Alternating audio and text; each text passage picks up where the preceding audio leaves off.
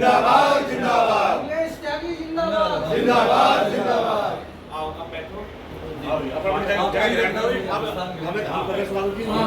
बुराड़ी विधानसभा क्षेत्र की विभिन्न नागरिक समस्याओं को शासन और प्रशासन के सामने मजबूती से रखने में महत्वपूर्ण भूमिका निभा रही फेडरेशन ऑफ आरडब्ल्यूएस बुराड़ी विधानसभा को आज उस समय और मजबूती मिली जब नंबरदार कॉलोनी रेजिडेंट वेलफेयर एसोसिएशन के पदाधिकारियों ने फेडरेशन की सदस्यता ग्रहण की। फेडरेशन के चेयरमैन मंगेश त्यागी और अध्यक्ष नारायण दत्त सनवाल ने नंबरदार कॉलोनी रेजिडेंट वेलफेयर एसोसिएशन के सभी पदाधिकारियों का फूल मालाएं पहनाकर अभिनंदन किया। वहीं नंबरदार कॉलोनी आरडब्ल्यू के सभी पदाधिकारियों ने भी मंगेश त्यागी और नारायण दत्त सनवाल का फूल मालाएं देकर स्वागत किया। इस मौके पर नंबरदार कॉलोनी रेजिडेंट वेलफेयर एसोसिएशन के अध्यक्ष अनुज त्यागी, उपाध्यक्ष जोगेंद्र कौशिक, सचिव सर्वेश त्यागी, उप सचिव रवि कुमार, कोषाध्यक्ष मयंक त्यागी और उप कोषाध्यक्ष सुभाष चंद के अलावा कई अन्य पदाधिकारी, कार्यकारिणी सदस्य और कॉलोनी के लोग भी मौजूद रहे। फेडरेशन ऑफ आरडब्ल्यूएस बुराड़ी विधानसभा ने नंबरदार कॉलोनी के नवनियुक्त प्रधान अनुज त्यागी को फेडरेशन में सचिव भी नियुक्त किया और उन्हें नियुक्ति पत्र दिया। इस मौके पर अपने संबोधन में फेडरेशन के चेयरमैन मंगेश त्यागी ने कहा कि नंबरदार कॉलोनी रेजिडेंट वेलफेयर एसोसिएशन के पदाधिकारियों द्वारा फेडरेशन में भागीदारी करने से फेडरेशन को और मजबूती मिलेगी और बुराड़ी विधानसभा क्षेत्र की नागरिक समस्याओं को शासन और प्रशासन के सामने और भी मजबूती से रखा जा सकेगा, क्योंकि नए सदस्य अनुज त्यागी की सलाह से फेडरेशन और आगे बढ़ेगा। का स्वागत भी करता हूं और तहे दिल से आशीर्वाद भी देता हूं। ये अनुज त्यागी जी जो प्रधान जी बनाए हैं, मैं उनके तालियों से स्वागत हूं और बहुत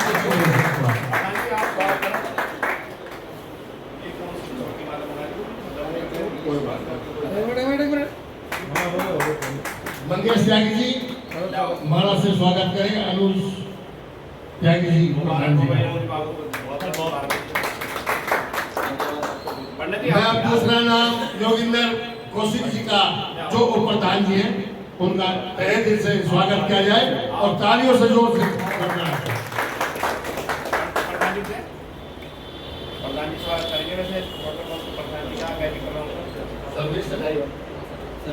हाँ, मैं अब तीसरा नाम सर्वेश त्यागी जी का लेता हूं जो सचिव है आरडब्ल्यूए के। उनका जोर से स्वागत किया जाए। जय जी।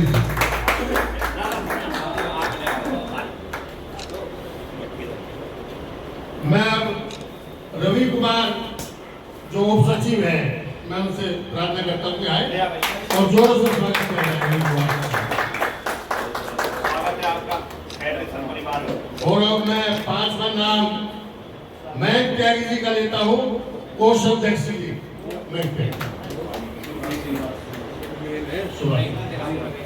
सुभाष जी आए हैं, कृपया करके ये मान सम्मान करें।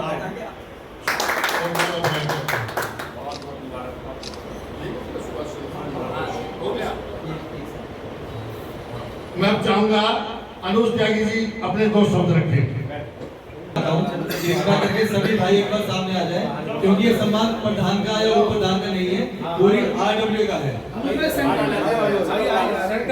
आप सब लोग साथ हैं तो ही आरडब्ल्यू है। अगर आप लोग साथ नहीं हैं तो इस आरडब्ल्यू का कोई महत्व नहीं है। आप सभी भाइयों से निवेदन है, कृपया करके सभी भाई आ जाए।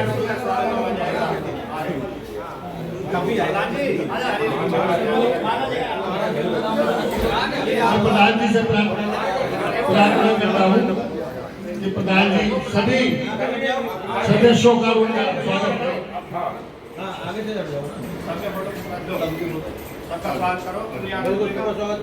एक ग्रुप फोटो भी करवा देना। हाँ, अभी पहले स्वागत करो। हाँ, सेंटर में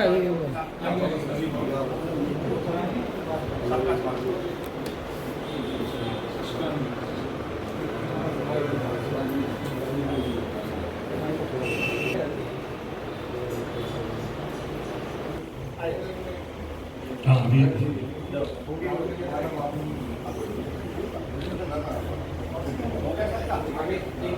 ग्रुप फोटो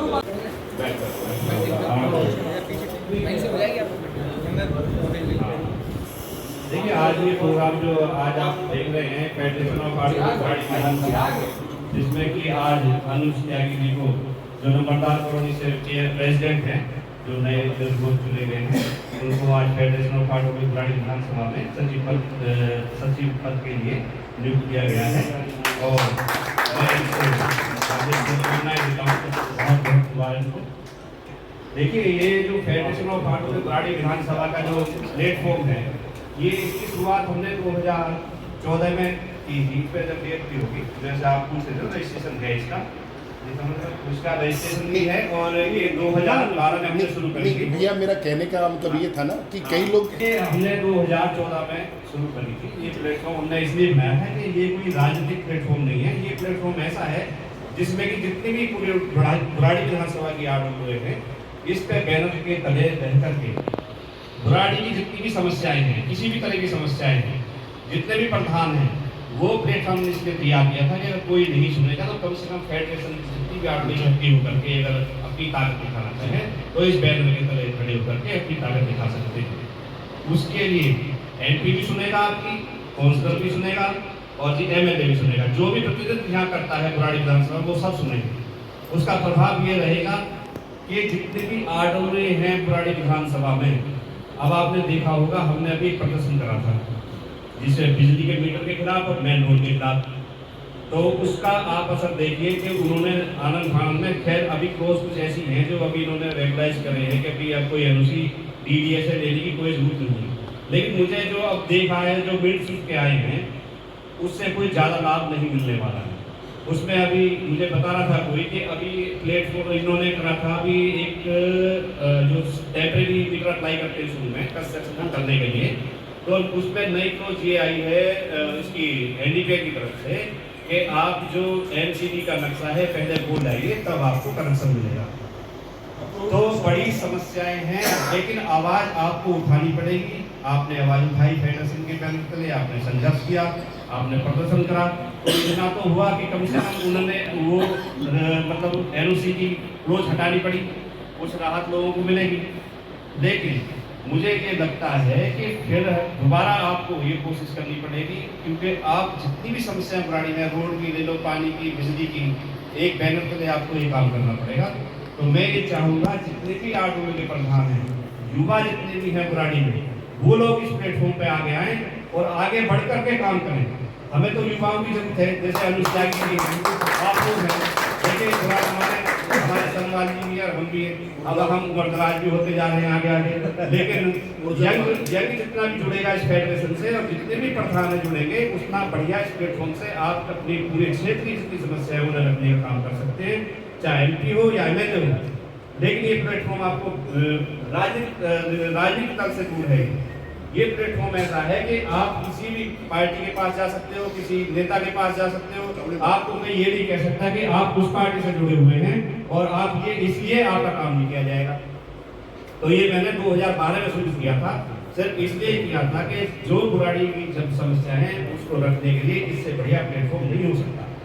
क्योंकि उसमें क्या होता है, अगर आप किसी आडोले के प्रतिनिधित्व बन के जाते हैं, आप आडोले का प्रतिनिधित्व कर रहे हैं, मान लो नंबरदार कॉलोनी का प्रतिनिधित्व करते हैं, आपका सबका फर्ज बनता है कि आप एमएलए को बुलाएंगे, एमपी को बुलाएंगे, काउंसलर को बुलाएंगे, क्योंकि आपको हर आदमी से काम लेना है।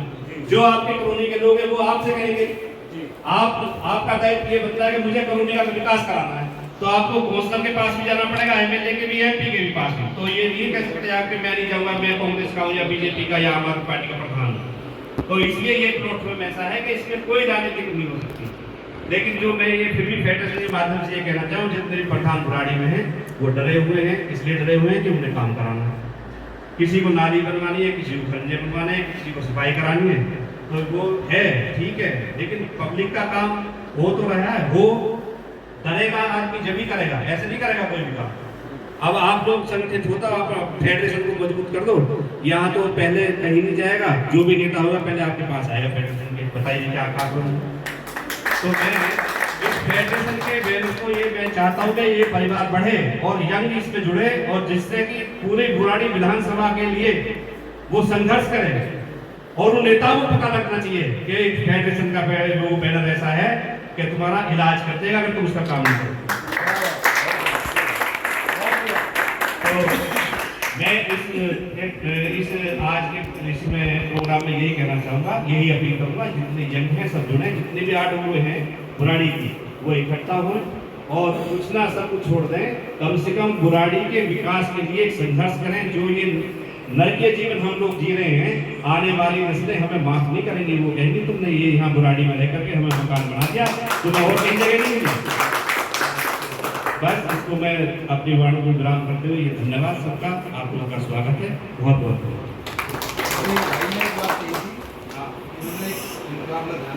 साथियों, आप सभी मीडिया कर्मियों से निवेदन है कृपया करके थोड़ा साइड में, ताकि पीछे वाले लोग जो है वो आराम से आई कांटेक्ट बना सके।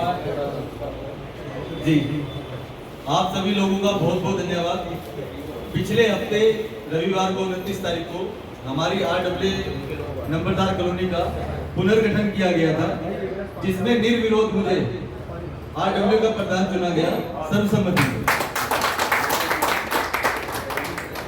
हमने मंगेश त्यागी जो बुराड़ी विधानसभा फेडरेशन आरडब्ल्यू के चेयरमैन हैं, इनको भी निमंत्रित किया था उस समय आने के लिए, परंतु किसी कारणवश आपकी टीम वहां पर नहीं पहुंच पाई। आज आप लोगों ने हमें यहाँ बुलाकर सम्मानित करने का जो कार्यक्रम किया है, हम आपका तहे दिल से धन्यवाद करते हैं। जो हमारे अध्यक्ष हैं नरेंद्र जी, इनका भी बहुत तहे दिल से धन्यवाद करते हैं कि इन्होंने हमें यहाँ पर बुलाकर हमारे संपूर्ण आरडब्ल्यू के जो सम्मान किया है, इनका तहे दिल से धन्यवाद करते हैं। अब बात आती है आरडब्ल्यू के गठन की आवश्यकता क्यों पड़ी। देखिए, जो लोग संवैधानिक पद पर बैठे हुए हैं, उन लोगों तक अगर एक व्यक्ति अकेली इकाई में जाकर कोई बात कहता है तो वो उसके ऊपर कोई ध्यान नहीं देते, नजरअंदाज कर देते हैं। लेकिन जब एक आरडब्ल्यू संगठित रूप से कोई प्रस्ताव या कोई बात कोई अपनी आवश्यकता किसी नेता के समक्ष रखती है, तो उसकी बात को हल्के से टालने का कोई भी नेता हिम्मत नहीं करता कि उसकी बात को नजरअंदाज किया जाए। संगठित रहना बहुत ज्यादा जरूरी है। हम अगर संगठित रहेंगे तभी ये नेता हमारी बातें सुनेंगे और उसके ऊपर अमल भी करेंगे। यदि हम लोग संगठित नहीं रहेंगे तो हमारा कोई भी कार्य करने से पहले 1000 बार सोचेंगे, जाने दो जा रही है तो कोई बात नहीं, कोई फर्क नहीं पड़ता। और यदि हम लोग संगठित हैं तो हमारी हर एक बात को, हर एक मांग को मानना इनकी मजबूरी बन जाएगी। आज की स्थिति में आप लोग देख रहे हैं कि हम लोग टैक्स पे करते हैं। भाई कृपया 1 मिनट बात को ध्यान से सुनो। हम लोग टैक्स पे करते हैं हर चीज के ऊपर। हम अगर तनख्वाह कमा के लाते हैं तो टैक्स डिडक्ट करने के बाद ही हम लोगों को तनख्वाह मिलती है।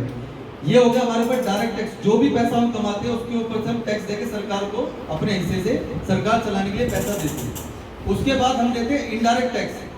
इनडायरेक्ट टैक्स के रूप में हम साबुन खरीदते हैं, शैम्पू खरीदते हैं, दाल खरीदते हैं, चावल खरीदते हैं, अपनी जरूरतों के जो भी सामान खरीदते हैं उसके ऊपर भी इनडायरेक्ट टैक्स देते हैं।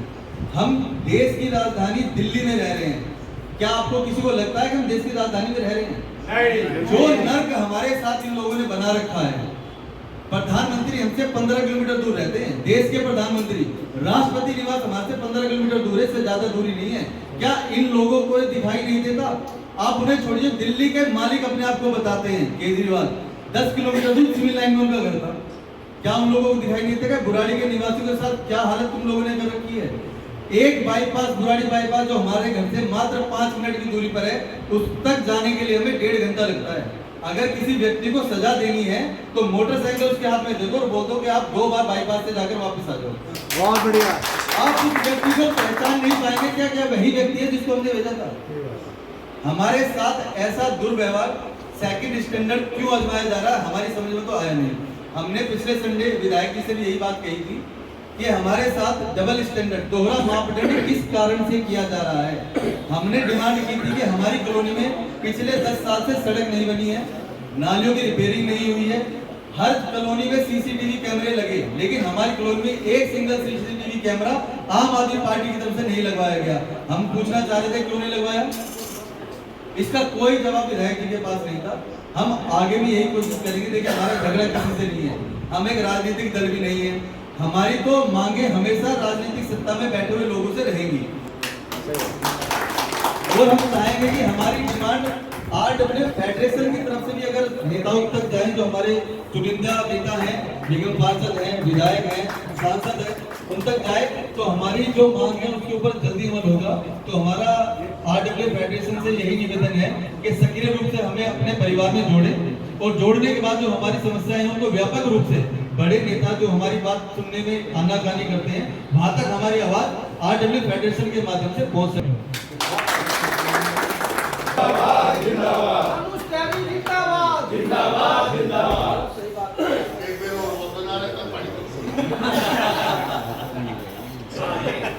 लाहौर में हंसी मजाक का भी रहना चाहिए। अनुज त्यागी जी का बहुत बहुत धन्यवाद। आपने बहुत ही अच्छी बात है। तो जो महाकवि बन जाती है उसकी शक्ति सभी जानते हैं कि धन्यवाद कुमार जी, प्लीज।